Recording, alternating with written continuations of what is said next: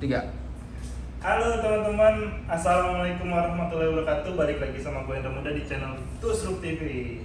Ini showroom kita baru banget gue beres-beres dari pagi kali ya. Tadi gue sama tim gue nyapu dulu, ngepel dulu, mindahin rak dari sana ke sana. Dan alhamdulillah di sini setelah kita rapihin muatnya lebih banyak. Dari harusnya tadi 15 unit, sekarang kita bisa muat sampai 18 unit. Gitu teman-teman. Nah, di sini banyak banget stok kita. Semuanya itu standarnya kalau di kita tuh cuma ada dua. Satu restorasi, yang dua itu segel low KM. Seperti itu teman-teman. Nah, kita mau ngobrol-ngobrol santai nih. Gua ambil tempat duduk dulu lah ya. Aduh, kita sambil ngopi. Teman-teman, tadi gua udah sharing di Instagram. Yang mau bertanya silakan bertanya. Jadi kita akan ada Q&A. Jadi gua udah buka di Instagram. Sudah ada beberapa pertanyaan yang masuk. Coba kita lihat dulu ya. Pertanyaan pertamanya apa coba? Bacain Gus. Ada pertanyaan nih Om. Apa tuh? Apakah motor ini bisa untuk investasi? Contoh, motornya apa aja Om? Oke, jadi pertanyaan pertama yang kita dapat itu adalah apakah motor-motor ini bisa jadi investasi? Oke, jadi kalau menurut gue pribadi, emang awal buka bisnis ini tuh gue dari hobi. Nah, setelah gue punya satu motor, gue bikin rapi, gue jaga itu motor baik-baik, terus ditawar sama teman, itu hampir 2 kali lipat dari harga gue beli. Karena kita dari bahan kita bangun, kita jual, harga pasarannya nggak ada. Jadi kalau menurut gue, motor ini cocok banget buat investasi apa enggak? Yang pasti cocok banget. Gue kasih contoh ya, 2 tahun lalu Satria itu di depan gue ada Hiu, di belakang gue ada Satria Lumba. Itu harga pasarannya kalian bisa cek, itu harganya masih 2 juta sampai 3 juta. Tapi kalau yang sudah jadi Satria Lumba itu mentok di angka 8 juta, tapi yang Hiu itu mentok di harga 13 juta teman-teman. Kalian pasti tahu lah yang main 2 tak, harga ini memang mainnya di angka segitu. Tapi 2022 setelah gua ada di bisnis ini, gua ngerasain Satria Lumba itu rata-rata dari 20 juta, 25 juta sampai termahal kemarin kita laku di harga 45 juta. Itu Satria Lumba. Jadi kalau buat investasi cocok apa enggak? Menurut gue ini cocok banget. Jadi kalian boleh coba beli satu motor, dirawat dengan baik, nanti kalian jual setahun atau 2 tahun setelah pakai, nanti kalian bisa nikmatin keuntungannya. Untuk yang ini juga sama. Waktu itu cuma 13 juta, 15 juta itu udah direstorasi. Tapi sekarang Dio yang seperti ini peleknya aja ini 2 jutaan teman-teman. Jadi kalau akan kita jual harusnya ini 28 juta, tapi karena kemarin kita ada promo, ini kita jual 25 juta. Yang di belakang kita ini harganya 35 juta dan 45 juta. Dan ini yang gue sudah laku, tinggal nunggu surat jalannya aja. Kita lagi proses tarik berkas. Jadi kalau dibilang ini cocok buat investasi apa enggak, menurut gue bukan cocok lagi. Kalau kalian main di reksadana, di saham, palingan dapat berapa persen. Tapi kalau motor ini kelipatannya itu sangat-sangat berasa, jadi menurut gua ini cocok buat investasi. Nah, pertanyaan kedua guys, ada apa lagi Gus? Ada banyak pertanyaan. Coba yang kedua apa Gus? Yang kedua, harga pasaran di RTG apa sih bedanya Om sama yang di luar-luar? Oke, maksudnya mungkin yang gua tangkep harga pasaran di kita sama di luar beda gitu ya. Oke, jadi pertama gini teman-teman. Di luar itu ada banyak banget pedagang, banyak banget kolektor, ngaku kolektor padahal pedagang, itu kita sebutnya kolektor. Nah, kalau kalian mau tahu ada harga pasar itu di OLX dan di Facebook, itu adalah patokan dari semua pedagang. Seperti itu. Tapi kalau di kita kenapa bisa beda? Ketika harga 2 tak turun, justru harga kita naik. Itu kenapa bisa begitu? Karena gini, kita sudah punya standar, kita berbisnis berdasarkan hobi. Jadi kita bukan hanya mencari uang, tapi kita mencari kenikmatan. Motor-motor kayak gini kan kalau dipandang itu enak teman-teman. Jadi kita sebagai yang jual, kita lihat, kita pandangin, itu udah seneng. Jadi menurut gua sudah terbayar. Nah, bonusnya motor ini laku terjual. Jadi pas laku terjual itu gua anggap bonus.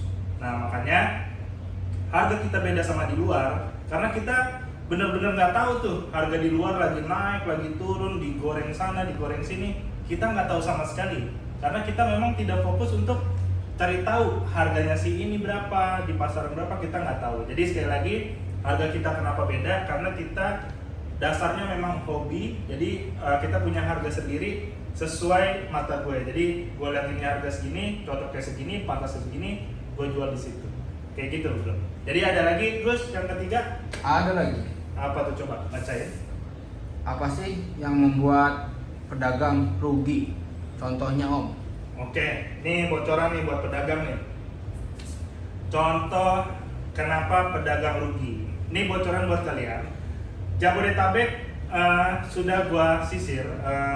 Gua udah tahu dari BSD Bekasi siapa itu pedagang, yang pemain besar, pemain kecil, yang baru mulai, dan siapa-siapa gua tahu. Dan mereka berteman sama gua di Instagram dan di WhatsApp. Jadi gua tahu siapa yang berkembang, siapa yang tutup. Nah, jadi kalau gua lihat tuh begini. Mereka itu kebanyakan kalah di modal. Itu dulu satu. Kenapa? Karena kita punya motor dua. Kalau dua ini nggak laku dalam 1 bulan, pasti viewers kita akan bosan melihat motor itu aja. Itu yang pertama. Terus yang kedua, kita kalah dengan kebutuhan teman-teman. Jadi yang tadi gue bilang, bisnis ini dasarnya adalah hobi. Tapi kalau misalkan kita benar-benar bisnis, nanti kita kalah sama kebutuhan, akhirnya kita jual BU. Buat kasih contoh, misalkan kita beli ini harganya 3 juta. Tadinya kita mau jual 10 juta, mau ngambil untung gede. Karena nggak laku seminggu, 2 minggu, 3 minggu, akhirnya kita turunin ke setengahnya lah, gitu 5 juta. Nggak laku juga, kita udah lapar nih, orang rumah udah pada teriak. Akhirnya kita jual 2 juta, rugi 1 juta dari harga beli. Nah disitulah kerugian. Jadi buat kalian para pedagang, menurut gue kalian harus pinter-pinter. Dan satu lagi, kalian harus punya backup. Backup itu adalah uang yang di luar dari dagangan ini. Kayak gue pribadi, kita masih kantor, kita masih kerja. Jadi gue kesini cuma dalam sehari itu sejam 2 jam, seminggu palingan gue beberapa kali, tapi gue masih kantor juga. Jadi ada backup lah, kayak gitu teman-teman. Jadi tetap semangat buat kalian yang baru memulai berbisnis. Gue akan kasih bocoran lagi nanti ke depannya. Gue kira masih ada lagi Gus, pertanyaan apa sudah selesai? Masih ada 3 Apa? lagi pertanyaan. Berapa? 3 lagi. Wah banyak banget. Ayo boleh, ayo. Apa aja sih Om kalau buat untungnya bisnis ini? Wah untungnya banyak banget. Pertama untungnya, hati gua senang melihat motor itu rapi-rapi, bersih-bersih, bagus-bagus. Apalagi di sini yang kerja luar biasa tanggung jawab. Mereka sangat-sangat bertanggung jawab, dari bersihnya toko, terus bersihnya motor, itu mereka tanggung jawab banget. Jadi gua selain banyak waktu sama keluarga, gua juga jualnya tuh nggak ada tekanan, karena gua tinggal ke Bali, ke Bandung, kemanapun itu, gua masih bisa jualin motor ini by medsos. Jadi menurut gua ini fun banget, ini seru banget, jadi kalian harus coba sih. Apalagi Gus? Kenapa mereka harus beli di sini? Coba Om, kisi-kisinya kasih tahu dong. Kenapa harus beli di sini? Kenapa harus beli di sini? Sebelum gue suruh mereka kenapa harus di sini, pertanyaannya, menurut gue gini. Gue challenge mereka dulu untuk beli di luar dulu. Dalam artian kalian cari dulu di semua marketplace, kalian cari motor kesukaan kalian, terus kalian samperin. Jangan kalian nggak samperin, karena kalau nggak disamperin kalian nggak tahu hasilnya kan. Jadi kalian samperin, kalian lihat deh harga yang kalian temuin di luar, terus kalian lihat hasil motornya. Gua bisa tebak, 1 pasti full karat, terus kedua pasti bunyi seher, yang ketiga pasti bodinya itu nggak repaint, sudah mulus dan lain-lain, yang keempat itu pasti bodi pada patah, yang kelima pajaknya pasti tidur. Nah dari 5 poin ini aja, kalau lo ambil itu motor, mungkin lo bisa habis sampai 10 juta dari beli bodi, ngecat, sortir baut-baut, hidupin pajak, benerin mesin.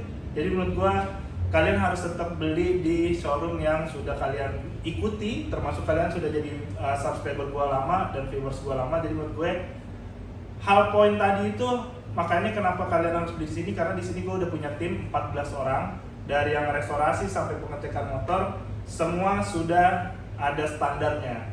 Dan ketika kita dikomplain, kita terima. Dan kalau gue bilang kita dikomplain, gue cuma jawabnya selera orang yang komplain, otomatis dia lebih bagus dari kita. Dan itu memang wajar, karena selera kita beda-beda teman-teman. Jadi apa yang kita bilang bagus, belum tentu dibilang orang bagus. Sekarang gue kasih lihat, ini pertanyaan terakhir kan? Oke, siap. Kasih lihat dari sini guys, dari sini. Kalian bisa lihat ini body-bodinya. Semuanya itu repaint dan original. Jadi di sini cuma ada dua, satu repaint, satu original. Ya, jadi kalau yang dari sana tuh pojok-pojok itu repaint. Yang ini ori. Ini segel 4 biji nih. Ini segel. Jadi ketika gue dikomplain, kayaknya selera orang itu lebih tinggi dari gue dan gue maklumin itu. Tapi yang namanya motor segel atau low KM itu sulit dikomplain karena memang motor itu masih bawaan dari pabrik, kilometernya pendek. Kurang lebih kayak gitu. Ini bisa dilihat. Yang ini untuk repaint-repainan seperti ini dan ini belum kita poles. Oke, coba mundur dulu. Jadi dari pertanyaan yang tadi kita simpulin adalah ini hobi yang bisa menghasilkan. Yang namanya hobi bisa menghasilkan itu pasti nikmat banget. Kalau hobi nggak dibayar aja, pasti kita senang. Contohnya main bola, kita hobi pasti senang. Tahu-taunya ada sponsor, lebih senang lagi. Jadi menurut gua yang namanya hobi dibayar itu nggak bisa diungkapin dengan kata-kata. Pastinya nikmat banget dan gue bersyukur banget. Dan yang pasti gue terima kasih buat kalian semua viewers gue, semua subscriber gue. Gue ucapin terima kasih. Jangan lupa di like, comment, share, dan subscribe. Thank you.